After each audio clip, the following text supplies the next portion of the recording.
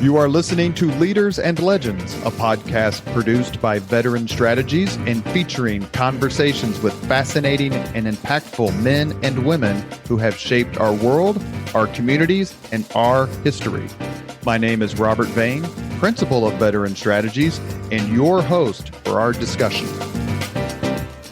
You are listening to Leaders and Legends, a podcast presented by Veteran Strategies, an Indiana-based public relations enterprise, and sponsored by Garmon Construction, Leaders and Legends LLC, the Grand Hall and Conference Center at Historic Union Station, the McGinley's Golden Ace Inn, and NFP, a national insurance broker with strong local content. Our podcast is featured on the All Indiana Podcast Network in partnership with Wish TV. You may find Leaders and Legends at allindianapodcastnetwork.com. Thinking of starting a podcast or need to host a public meeting? Let Leaders and Legends LLC be your partner as you look for new ways to communicate your message. Please contact Chris Spangle or me at leadersandlegends.net. And as always, all our podcast interviews are dedicated to the legacy and generosity of P.E. McAllister. Thank you for joining us on the Leaders and Legends podcast. Our guest today is Danny Lopez. Danny is, if there's a better liked person in politics, public service, or the Indianapolis, Central Indiana scene, I don't know who it is. Danny currently serves as Vice President for External Affairs and Corporate Communications for Pacers Sports and Entertainment. I applied for that job. Did you? And you beat me. Oh, there you go. Congratulations. Don't take it out on me. Yeah, really. So I wish I would have known that before I said yes.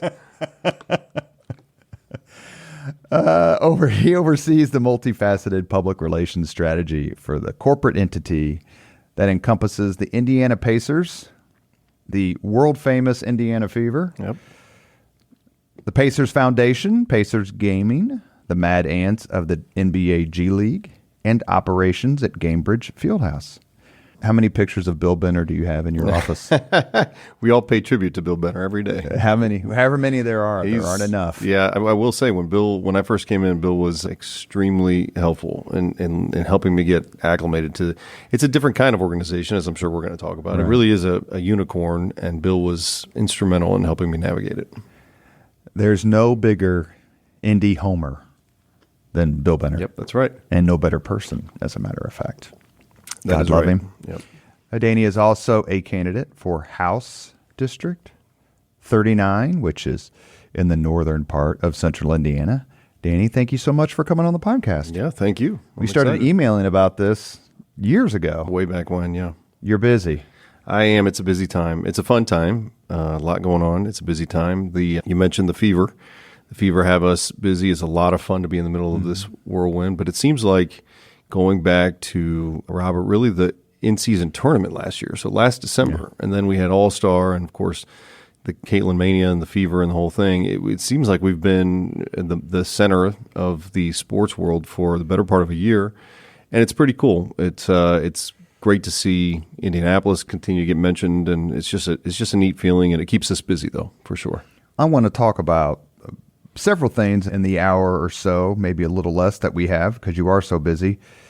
Let me start with, I want to definitely discuss your run for office because it's a unique time to put your name on the ballot, for lack of a better term.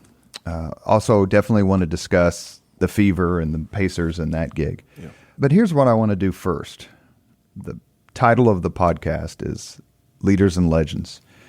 You have worked for Governor Eric Holcomb, former podcast guest. Yep. You have worked for Governor Mitch Daniels, former podcast guest. You have worked for former Senator Dan Coates, who's the best. The best. Former podcast guest.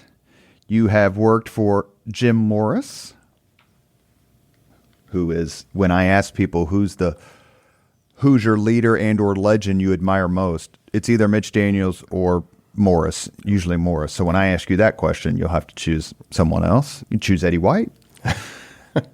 You have worked for so many. Now you work with Mel Raines, podcast guest, and Mr. Fusen, Rick Fusen, had just retired. He came on the podcast with his beautiful wife, Karen. What are you learning from all these leaders? Is it something that you take into consideration as you map out your career? I want to go where the legends are, where the leaders are.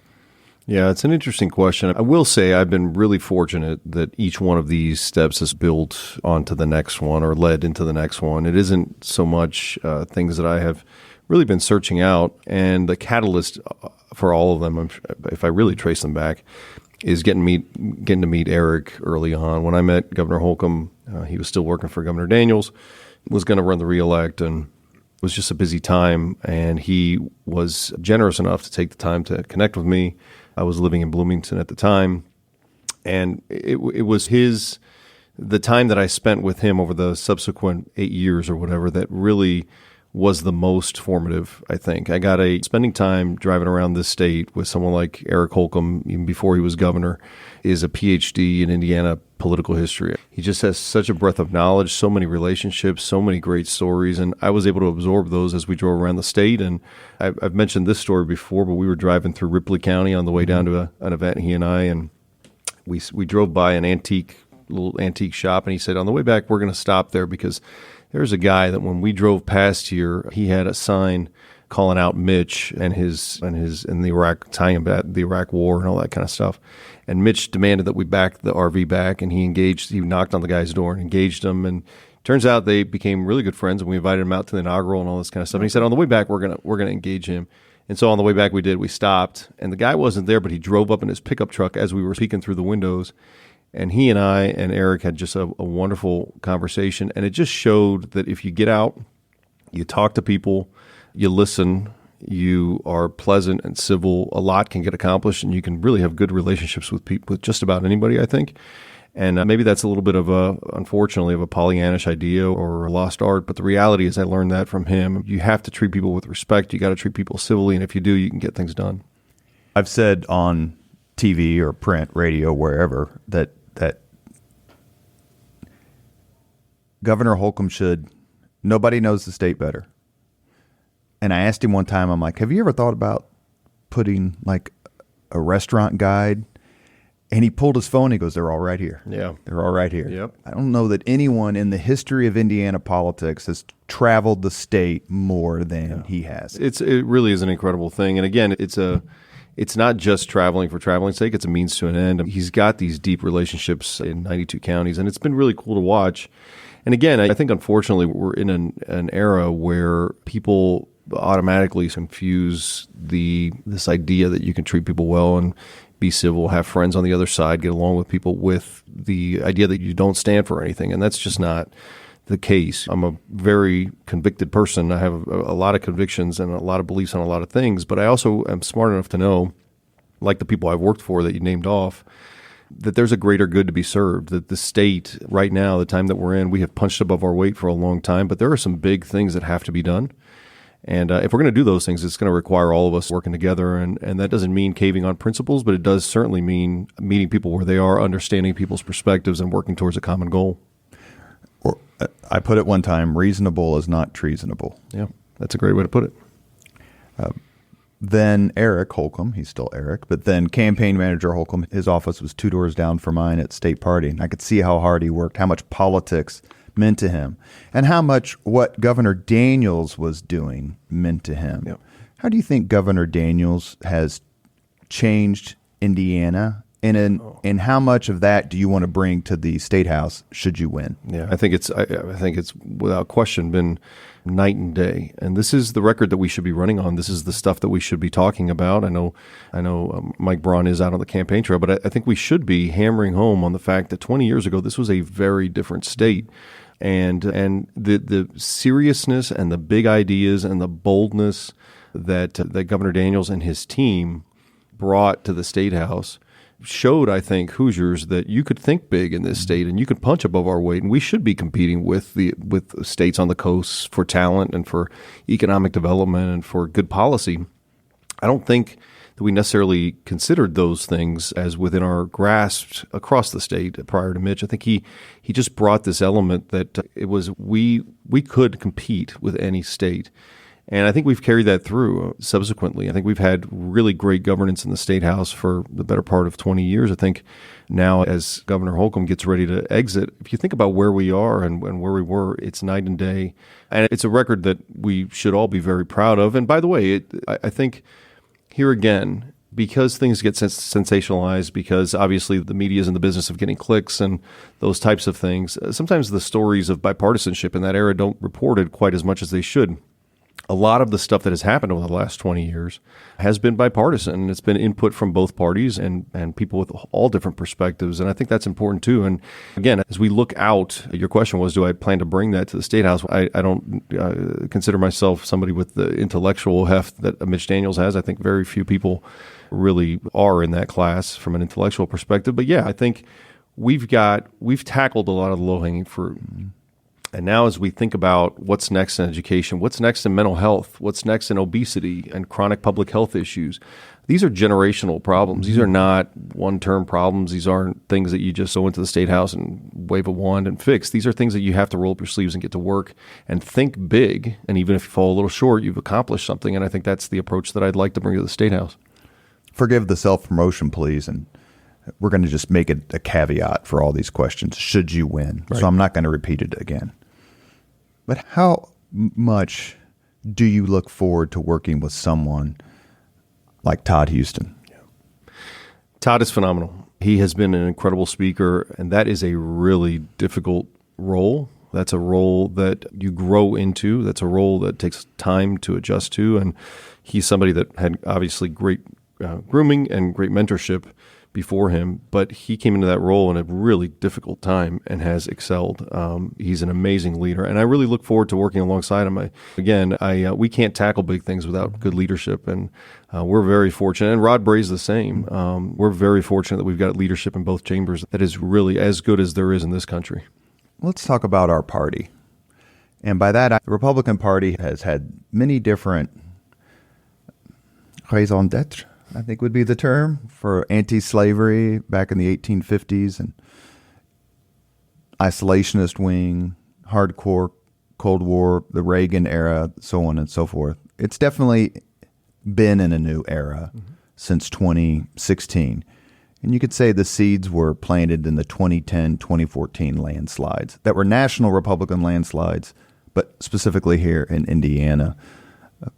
How comfortable are you with walking in front of a group of people, because you have to, and saying, I'm a proud Republican?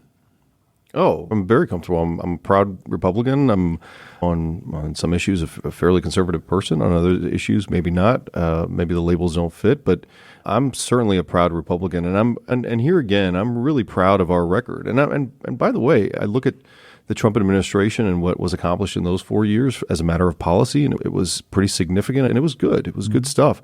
So I don't shy away from that at all. Look, it's an evolution. You're right. The parties evolve. Demographics change. But you can't, I struggle sometimes because you can't say you want to be a big tent, but then not include folks that aren't aligned necessarily ideologically to you. It's a big tent, and that includes everybody. And as long as all of us are working in good faith and willing to be reasonable and negotiate and compromise and hold firm to our convictions and what we believe, but also meet people halfway within the party, I think that's a good thing. It's a healthy thing that it's not a monolithic party. And so that's fine. I knock on a lot of doors. I'm out knocking. Knock on a lot of doors. You know what it is. It's out and it's connecting with people. And I talk to people with Republicans in particular, since we're talking about it, from all different stripes. And Robert, the reality is that when you just engage people, it turns out we have a lot more in common. People are not sitting around thinking about a lot of the issues that we think about on a daily basis. I think that's one of the traps that you get caught in the State House or in government. When you're in government, you think that everybody's just sitting around thinking about you or thinking about the issues you're working on. They're not. They're figuring out how to get their kids to baseball practice.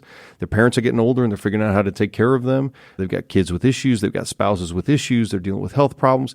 People are not sitting around talking about the issues necessarily that you are in the State House or whatever. So when you start to engage people, they'll be listed as leans conservative or whatever. And you start talking to them and you go, hey, I agree with this person on a lot of things, and you'll have a great back and forth. And I'll go to the next house and it says leans liberal, and I'll have a conversation and I'll say, hey, you know what? I agree. That's a really good point here. Or they'll say, hey, that's a really good point. I hadn't thought about that. And again, I think it just goes back to that if you're willing to spend that time engaging people, we're not that far off. I think most people in the state care about the future of the state. They care about the future of their families and their communities, and they want to do good things. They want to feel good about things. I think that's the element that's missing that we've got to get back to, and it's unfortunate that we're not there on a national level. And it's, you could say that the two campaigns at the national level, presidential campaigns, have not facilitated this for sure.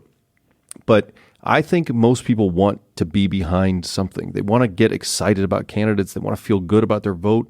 I think most people are exhausted about politics, and that exhaustion is really coming from the fact that they feel like they've got to vote against things or fight against things. And I think most people are just hungry to be behind something good that they can stand for. And to your point, walk into a room and go, hey, I'm with that guy and he's awesome. And he came to my door and he's fantastic. That's what that's the level I try to connect with people on when I go door to door, and it seems to be resonating. One more question on this topic, and then we'll move on because I want to ask you about some other leaders with whom you've worked. You're listening to the Leaders and Legends podcast. Our guest today is Danny Lopez. He's Vice President for External Affairs and Corporate Communications for Pacers Sports and Entertainment. He is also the Republican nominee for House District 39 in the 2024 general election. I like to say that to your point about Big Tent, and I describe myself as a Greg Ballard Republican, and there's 8 of us. It's not a cult. There's not that many. But he makes me very comfortable, Greg Ballard did, working for him, and he thinks the world of you, obviously. Oh, that's nice. Thank you. But do you find that it's tough within the party, as people have started to move away from it in terms of involvement, investment, and rhetoric? In other words, I'm for this kind of Republican, not this kind of Republican. Yeah. Again, I think where you feel that most is largely an inside baseball thing. Where you feel that most is at party events, or I can't stress this enough. When I'm out knocking on doors, or I'm at whatever at the ballpark and with my kid playing baseball, and I'm talking to other parents, and we'll talk politics or whatever, they're not calling people anything. They're talking about things that are important to them, that they're passionate about, that they wish government would do or not do or whatever.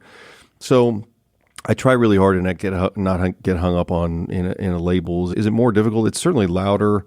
You've heard people reference that politics has become personal. I think that's a real thing. I think it's become personal. Part of that is social media probably, but it's just become a sort of a nasty business that was always elbows out, but now it's elbows out, and it feels a little personal. So I long for the day, and I want to be part of taking it back to where we're fighting, but we're fighting about issues, and we're collaborating, but we might be having a drink afterwards, and that's a good place to be in. That's part of what has made our system of government so unique and our country so unique over the last couple of hundred years. I think it's that focus on the things that are going to move us forward that stay front and center.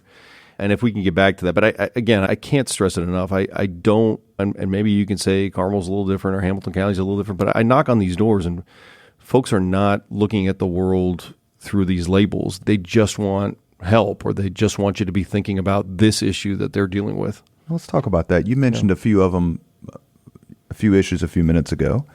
So I did the communications and speech writing for Suzanne Crouch when she ran for governor. She lost in the primary, finished second to Mike Braun. There is no greater champion on the issue of mental health than Suzanne Crouch. Right. And not only just the issue itself, but the sub-issues, how it affects first responders, how it affects absenteeism at the workplace. The list goes on and on. Addiction.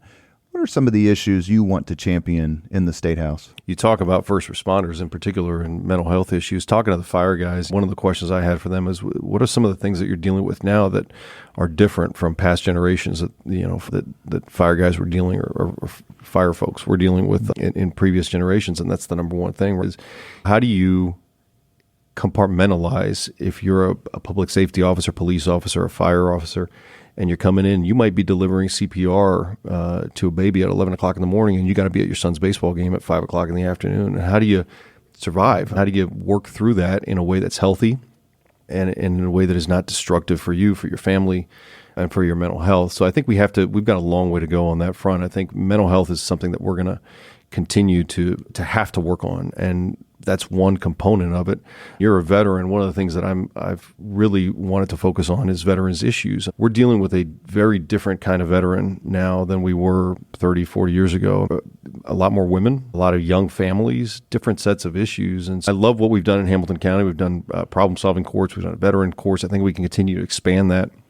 I think that works really well. Integrating it with drug courts works extremely well. Dave Serto's Veterans Court here in Marion County, he phenomenal. does an amazing job. And those are the kinds of innovative approaches that I see the work at the legislature as very much on a lot of these issues as how do you take what's working when Chris Jensen is working on has a program where he pairs public safety officers with counselors or social workers and dogs and sends them out, therapy dogs, and sends them out to intervene and diverts as many people as they have out of Hamilton County Jail. Those innovative solutions that mayors are working on work. And I look at the job in the legislature as not to recreate everything that's going on or continually be trying to do more things. It's how do I take models like that and someone like Chris, more resources, more flexibility from regulation to be able to do cool things and deliver for his people. So those are a couple. Education is always going to be top of mind. I've worked in this space for quite a while. So looking at the continuum from pre-kindergarten all the way through higher ed, I think we talk against ourselves, we argue against ourselves on particularly on the higher ed side in terms of what success looks like. But the reality is learning has changed. And the outcomes have to change, and the measurement has to change as a result. So this idea that at 18, you graduate from high school, you fill up your gas tank, and you go to college, and you get on the highway, you exit at 65, and you're retired, and that's the end of it, is just not right. You're in and out of the workforce. You're in and out of training, education, your whole life, learning new skills, because technology has upended everything. Yeah. So that means that the way we hold higher ed accountable has to change. We have to look at those kinds of models. But what's really cool, I'll say this, what's really cool in the education space, I think, right now is that 2020 came and we all got a look behind the curtain to some degree, right? We saw what our kids were doing, and in many cases, it was great. People were happy. People loved their teachers. They loved the schools, and they saw great things. In some cases, not so much. And what has happened for the first time, and you've worked in this space a long time, is school choice and school ed reform issues and those types of movements used to be very top-down movements. It was a think tank, and it was policy was created out of data that was pulled together by a researcher, and then some political leader like Jeb or Mitch or whomever would grab it and drive it, and because they were bold and they were exceptional and they drove change. Now, for the first time, I think, what you're having is parents, families demanding something different. And that's what I think you're seeing the legislature responding to is how do you ensure that it's not one size fits all? Because parents are the ones going, hey, this doesn't work for my kid, and I need to be able to do something different. Exactly. I'm going to ask you one more question. It's a broad one, so feel free to pare it down quite a bit. I was having a discussion with an education client of mine, and it was about the diploma issue that is currently, I'm going to say raging in Indiana, but certainly becoming more and more prominent. And she made the point, it's unreasonable to make and expect an 18-year-old to know what he or she is going to do the rest of his or her life at 18. Yeah. And that is an unreasonable expectation that has been around for decades, centuries. Yeah. Do you agree? Yeah, I think, again, more than ever, we're in this environment where kids are going to, or even young adults, are going to graduate. They're going to think that they want to do something, and they have to have pathways available to them where they can come in and out of the workforce and get the training they need, for sure. And I think, to be honest with you, I think some of the grad pathways work that's gone on has been mischaracterized as that. We're tracking these kids, we're going to put them on a path, and they can't get off. The reality is that when you look at models that work, which is what we were trying to evolve to, there's enough flexibility where a kid can build competencies. That's what you're looking for. It's not that you're tracking a kid. It's that you need kid to have a certain baseline skill. And then the employer is really the one that has to take them the rest of the way. This is the big challenge. I talk about this still quite a bit. And I think by and large, schools are ready for the evolution that has come in education. I think the bigger challenge is having enough employers who also understand their role in education and workforce development and talent retention. They just don't. Employers for a long time have seen they've basically taken kids off the school assembly line, and that's all it's been necessary. Now you're saying, well, no, kids need experiential learning or they need project-based learning on site. If my employer is not willing to take a 17-year-old and figure out how to manage them with some help, but figure out how to manage them, then that system breaks down. And by the way, I think there's a very practical, as a matter of policy, I think there's a very practical challenge that we have to work through, and that we have counties in Indiana where you just don't have enough employers to be able to deliver on that kind of a model. So you have to be innovative, and we have to be really thoughtful in the way we tinker with education. I do know that what we were doing for a long time wasn't working.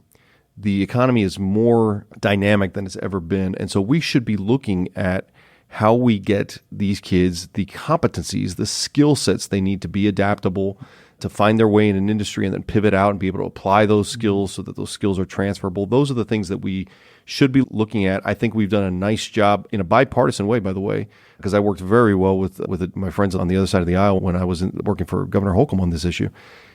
It can be done bipartisan, and it has been done bipartisan, but we've moved our education system quite a bit in that direction and made some gains. Now, I will say on the other side, you can't tinker forever. And educators in particular, teachers in particular, need to know the rules of the game, and administrators do too. And we can't just say every session we're gonna redefine or reimagine education. It's important work that Chuck Goodrich and others have done for a long time.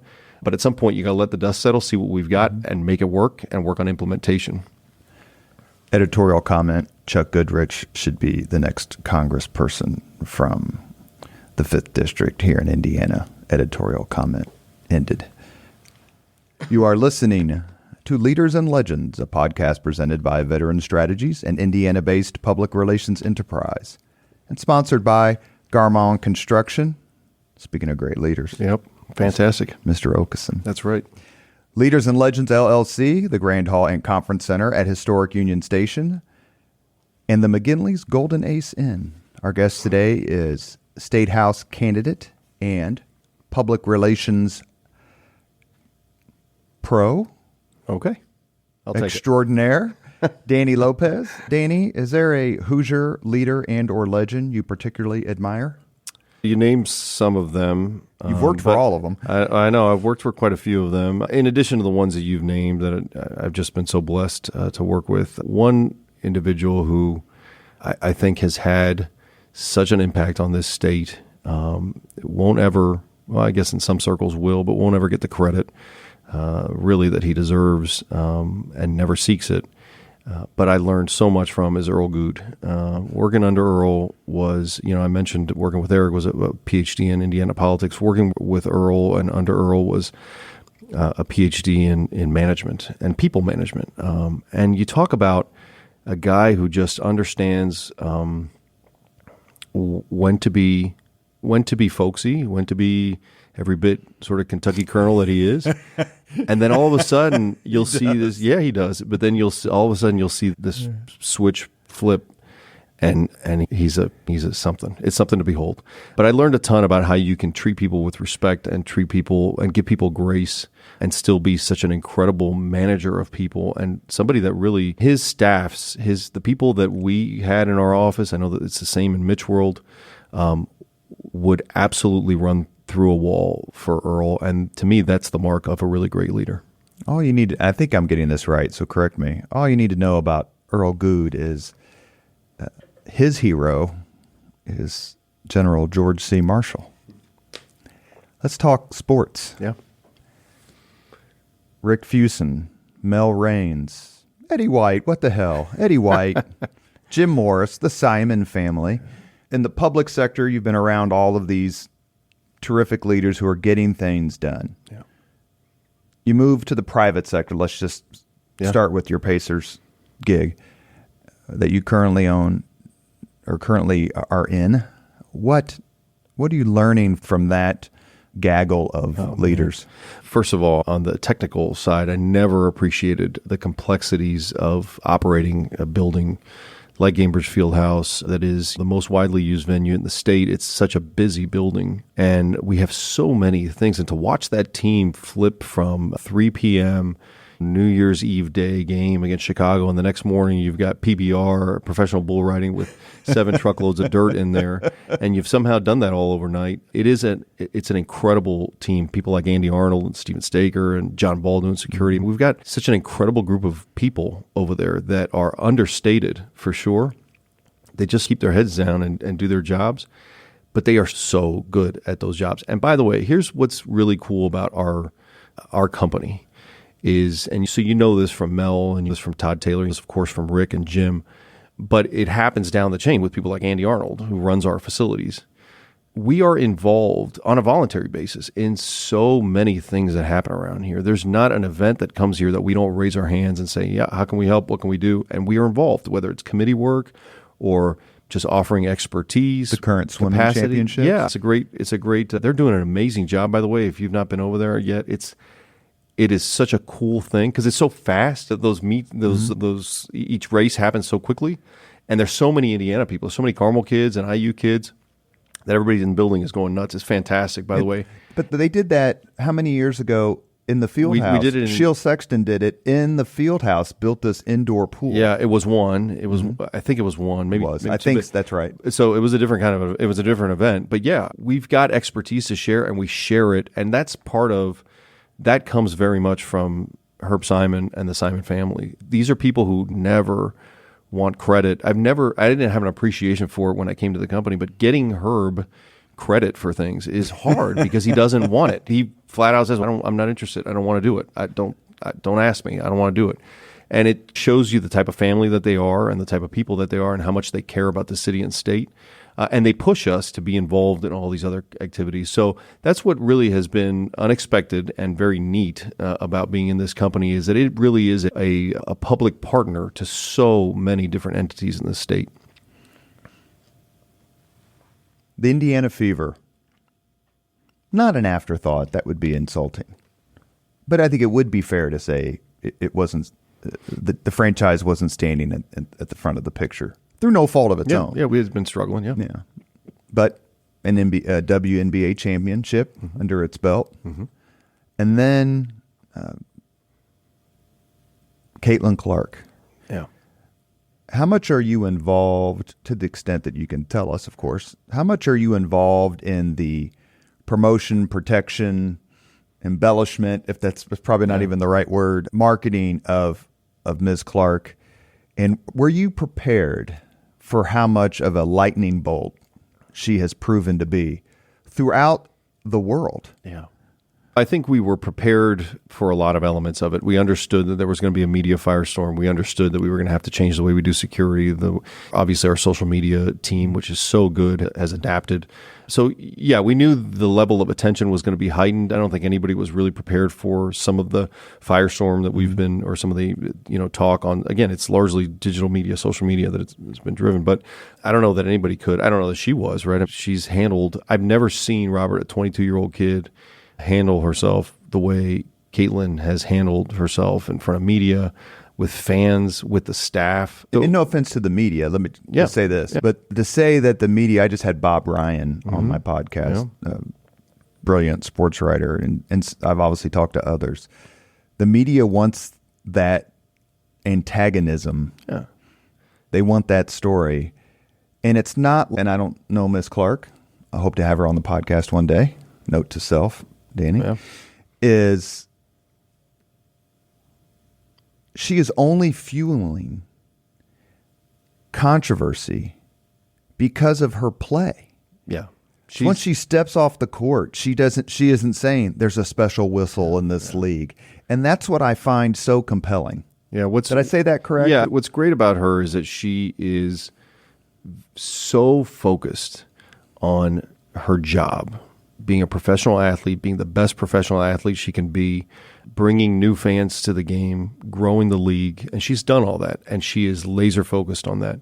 And the rivalry, the drama, all that kind of stuff is good. I think it's good. It's bringing attention to the league. It's bringing some rivalry is good, right? I mean, that we had 16,000 fans, 16 plus last night or yesterday afternoon on Father's Day, on a Sunday, in there to watch the Chicago game. And it was because you've got a rivalry now and people were excited. And the game delivered. The game delivered. It was a playoff. It was an NBA playoff atmosphere in a WNBA game early in the season. It was incredible. And it's important to note, too, that it isn't just her. Obviously, she's unique and she's generational as a talent. We've been building this for several years. Melissa Smith was the second pick in the draft and has really developed into a really great player. Aaliyah Boston was, I think it was the only time that I can remember, the unanimous pick for Rookie of the Year last year. A great player in her own right, and has really blossomed in this role as well. And they're all figuring out how to work with each other. Kelsey Mitchell's another one. Kelsey Mitchell was one of the top, 5 scorers in basketball in college. She's for career, she's an incredible scorer, a great shooter. So I think there's pieces there that have been put in place over time. Lynn Dunn, Christy Sides, they've been working on this, and it's going to take a little time. That front end of the schedule was just absolutely brutal. And I get it, right? They wanted to put her on national television in big games. But now it's leveled out, and you're past that initial gauntlet, and they're winning games. They've got a few in a row now that they've won, and I think you're going to see more. And it's brought the number of families that are in there for the first time, where I've got guys coming up to me going, hey, we never watched the WNBA. Mm-hmm. Now we plan. I had somebody tell me yesterday, we plan meals around the WNBA game, or we sit in front of the TV if we have to. But my kids want to watch, and we watch and it's not just girls. It's girls and boys. It's fathers, it's mothers, it's everybody. Compelling. It is compelling basketball, and she's so much fun, and she always does it with a smile, and she's good to staff, and she's good to her teammates. It's a lot of fun, and it's a lot of fun to watch them blossoming. We've had 2 or 3 games now where you could see Kelsey Mitchell throw her arm around her and pull her to the sideline. She's giving her advice. She's talking to her guidance, and you're seeing it gel now. It's going to take a little time. They're not at the end of the road, but you're seeing it come together, and I think fans are responding for sure. We're both in the PR world. How is the balance? You just brought it up, and it's a terrific point that we have a generational, worldwide superstar who, through her play, disposition, and commitment, can take our game and our league, and the Fever, of course, to levels heretofore perhaps not imagined, at least this early. But she is only one of so many people on the team. Is that a tough balance in terms of, I'm not going to say egos, but, if I'm Ms. Boston, I'm like, I'm not terrible, by the way, and that sort of thing. How difficult is it, or is it easy because Ms. Clark makes it easy? And I don't know, because I'm not in the locker room and I'm not at practice a whole lot. I don't really see the interaction with the players on that level, so I couldn't really speak to that. But I do know that just from having worked and seen the team last year and the year before,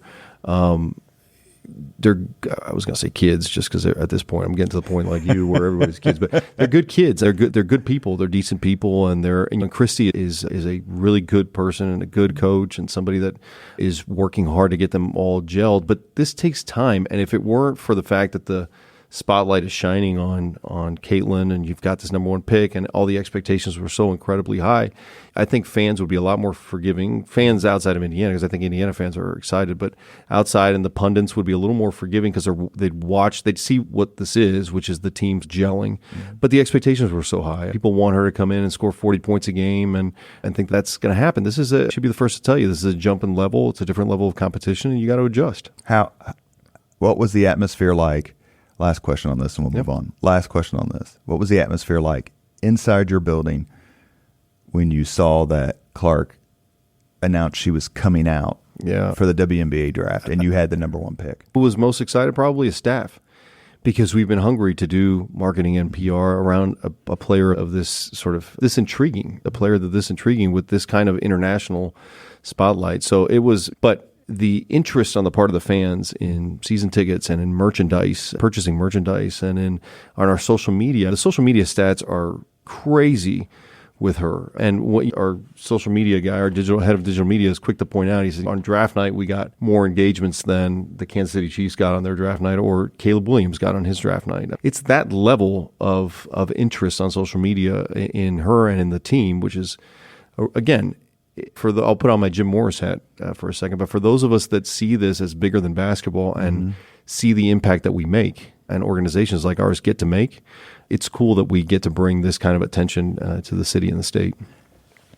We have a few more minutes with Danny Lopez. Danny currently serves as Vice President for External Affairs and Corporate Communications for Pacers Sports and Entertainment. He is also the Republican nominee for House District 39. He is a 2-time recipient of the prestigious Sagamore of the Wabash. I got one from Pence and one from Holcomb. He also made the 40 under 40 in 2015. Good for you, brother. Thank you. I didn't do a damn thing until I was 41. That's why. Well, we all blossom at different... If I'd started the podcast when I was younger, maybe I could make it. My sisters would say I peaked too early. How about that? What happens when because you travel and you go to events and you represent the Pacers and various other things. What's the reaction you get when you tell people, I'm from Indianapolis? Oh, it's interesting because if it's people who have been here before and come for an NCAA or come for some kind of an event, they all say the same thing, which is, that's cool, really cool. But it's funny because most of my friends, closest childhood friends or whatever, are still in Miami, some in Washington or other places. But so I'll chat with them and they'll say, "Oh, you're crazy. Indianapolis, the Midwest." And of course, they're down in Miami. Southport versus South Beach. I get that they're a little prejudiced. I get it, but each to a person, Robert, they come up here and they come up to Indianapolis. They come up to where I am in Carmel. We go to Midtown or we go wherever, and they're like, "Man, this is crazy. You have this quality of life and you get to do the things that..." And here's the thing, and from a leadership standpoint and how you're able to do all these things at an early age, some of the things you reference is the cost of having a seat at the table here is just exponentially lower than in a lot of places like Miami or Washington or wherever. People here, the Jim Morrises of the world, want to pull you to the table. They want new blood. They want new energy. They want new ideas. And they mentor. They're willing to take the time. You know what the crazy thing is? I've been here for 16 years. One of my philosophies in terms of growing as a professional was always to reach out, have something set aside each month, reach out to somebody each month early on in my career and pay for their lunch or pay for their coffee or whatever, invite them out just to pick their brain a little bit, not any ask. The people like Eric Holcomb or Mark Miles or Mel Raines when she was chief of staff to Susan Brooks or Rick Fuson, any of these people that I was nobody. I just moved here. Nobody says no. They all find time to get together with you, to share their thoughts, to offer mentorship if you want it. We take that for granted, but that doesn't happen in a lot of places. It just doesn't. And so it allows young people here to thrive and fosters this great sense of next generation leadership that we take for granted. But when I talk to my friends and they come up and visit, they're like, "Man, this is just an incredible place." I was going to ask you about this earlier, and I forgot. And now you just reminded me, and it's fortuitous because you cannot talk about leadership in Indianapolis without talking about Pete Ward at the Colts and my buddy Steve Campbell, who's terrific, and what's happening at the Indianapolis Motor Speedway. Roger Penske, Doug Bowles, Allison Millangton, and Mark Miles. Mark all working in the same office building or same place. It's no surprise that the 500 has completely reignited itself in the last 20 years. Yeah. My son's 23 years old. He can't wait until it's 500 season. And that's exactly what I think part of their mission was. So when you look around, and that's not to mention Ryan Vaughn at the Sports Corp, who's no longer there, but this is why we put on the entire NCAA tournament in one city. And the thing is that and it's very clear, it's glaring when you think about our sports organizations, the ones that you mentioned, all the incredible leaders that work together in these organizations. And by the way, across the organizations are collaborating on different events. We have the largest medical school in the country. We have the number one school of engineering in the world. We have the number one private small college engineering school in America. We've got an incredible teachers college and broadcasting program at Ball State. We've got Notre Dame. We're the smallest, as Jim Morris, channeling my inner Jim Morris, but as he likes to talk about, we're the smallest city in America with a full-time symphony. I mean, we've got these incredible assets, right? We've got a vibrant tech scene. We're the fastest growing, talent-wise, the fastest growing tech hub in the Midwest for a long time. We've got incredible assets here beyond sports that, again, when I talk to my buddies that live outside of Indianapolis, they have no idea. And then they do a little research or they come here and they're like, "Damn, this is here," or this was. And I remember Governor Holcomb talking about that he would go when he would travel overseas and he'd talk about Purdue, and the leaders in the room would say, "Purdue's in Indiana." He'd say, "Yeah, Purdue's in Indiana." I got that in the Army one about Notre Dame football. And Mitch was the best college president in the country for a long time. We are continually punching above our weight. And so then to tie it, come full circle, when I was talking to my wife about why would I ever put myself out there in this environment and run for office and all this kind of stuff. It's because we have, in order to preserve this and build on this, we've got some big challenges up ahead and some real headwinds. And if we don't get more people, because there are a lot of people, more people in the State House that are willing to, in a thoughtful, civil, but bold way, work on these issues, then that advantage that we've created over the last 20 years slips away pretty quickly. It dissipates a lot more quickly than building it took.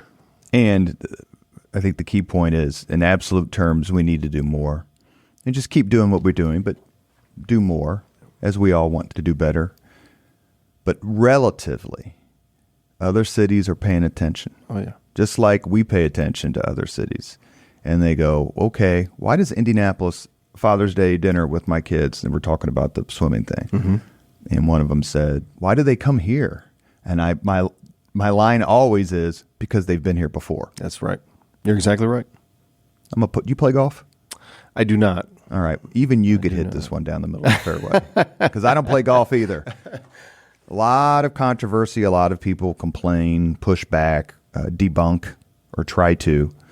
The emphasis on sports as a driver of the economy, job creator.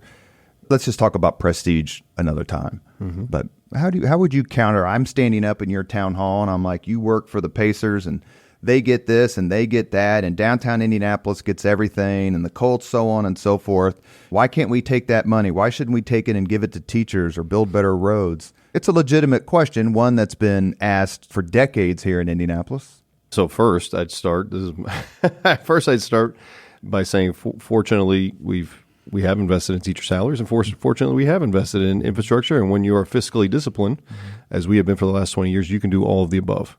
So the good news is that we have been in a fiscal position where we can make investments in amenities like Gainbridge Fieldhouse, as an example, or Lucas Oil, or whatever, that drive significant economic impact. We're getting ready to put out the final economic impact numbers for NBA All-Star, but NBA All-Star 2024 was a massive global event. The earned media that was generated alone was a massive number. And the direct spend here, and it's not just the NBA or American Express or whatever coming in here and spending money. It's the what was generated for small local businesses that were here. I was talking to somebody at Sports Corp yesterday who was telling me that they were having a conversation as part of swimming with a local printer who was saying, we've only been able to, we gave bonuses for the first time after All-Star, and it's because of All-Star, because of the business that was generated. Look, I get it. There's a healthy debate to be had, and obviously fiscal discipline has to be paramount above everything, and so we have to look at these things with incredible scrutiny. But the reality is that investments in amenities that drive economic impact, like what we've built, not just in downtown Indianapolis, but in Hamilton County and in the Donuts and in other counties throughout the state, are really important because they're things that attract talent and keep talent here. They're amenities you have to have.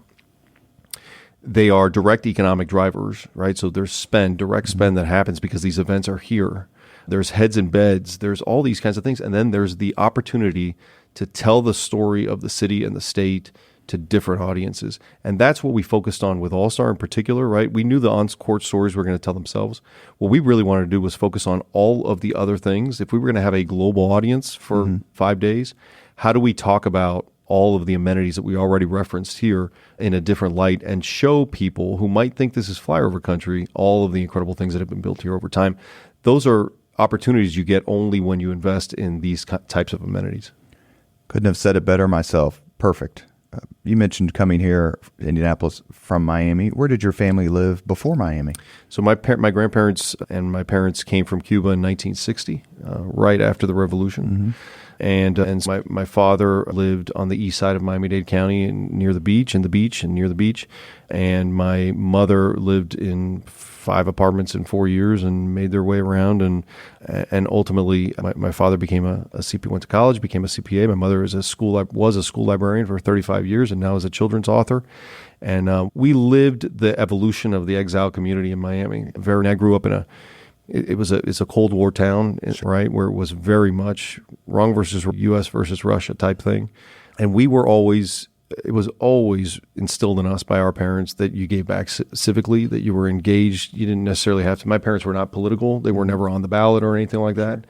but they gave, and that was really important in my household, and we were always instilled with that. And that's the kind of thing that was fostered in Miami in the 70s and the 80s. It's changed a lot. It's become obviously one of the biggest global cities, but it was a great place to grow up, a fantastic place to grow up. So the prototypical American dream that's not a joke in the Lopez house. No, it is very much that, and we were very fortunate to have incredible opportunities that opened up. It's like my grandfather used to say, but for the revolution, we wouldn't be here, and this is the greatest country in the history of humanity, so we're very fortunate. We've reached the point in the Leaders and Legends podcast where we ask the same 5 questions of all of our guests. But you mentioned something I want to bring back just real quick, so you get question 1A. Okay. You talked about leaders with intellectual heft and getting things done. To me, that just describes Jake Oakman. Does it? Well, it does to me. Okay. Doesn't it to you? Jay, actually, I give him a lot of crap, but Jake Oakman is one of the brightest. Here's your chance to talk about his effect on your life and career. I'm not going to give him that much credit because I got to go see him here probably in a little bit today. He's such a funny guy, and he's always joking around, and so people I think he's just a funny guy. He is one of the brightest political minds in Indiana. He's a really good guy. And maybe the world's foremost expert on James Bond. And also, he's a fellow connoisseur of lavish Broadway musicals. So there you go. That's what I have in common with Jake Oakman. Not a better man walks this city. Yeah, he's a good person. All right, here are the 5 questions. Number 1, what was your first job? Bagging groceries at Winn-Dixie in Miami. Winn-Dixie. Yeah, it was something. Number 2, what was your first concert? My first concert, I think, like by myself, where I bought the ticket and went? Yes. Yeah, I think my first concert may have been Kiss in the Psycho Circus tour, I think. Not bad. Yeah, it was pretty good. Number 3, if you could suggest any book for someone to read, which book would you recommend? Great Expectations. I think it has incredible lessons for us today, and also Dickens was an incredible writer, and if you're just a fan of the written word and the flow and the beauty of the written word and the language, nothing better. Number 4, that's the first time we've had that as a response. Number 4, if you could witness any event in history, be there in person as it happens, which event would you choose? Man. I was just in Normandy about a month ago, and you stand there on the beach and you stand on the shore and you look at the channel, right? And then you stand on the channel and you look at the beach and you're like, there's just absolutely no way. Yeah, that's a tough one to beat. Obviously, I don't know. How about the lunar landing? That'd be a pretty cool one to witness. Be on the moon. You want to be with Collins or you want to be with... No, I want to be on the moon. True. Number 5, if you could have dinner with anyone living today, 2 hours off the record just to chat, whom would you choose? I think Condoleezza Rice. I would love to pick her brain. She must have incredible stories. I know. Exciting stuff. It is exciting. I'm doing the PR for the Luger stuff. I'm thrilled. Okay, cool. Thrilled. Any chance to be involved with the group with the Luger alumni and for that man. That's right. Is special.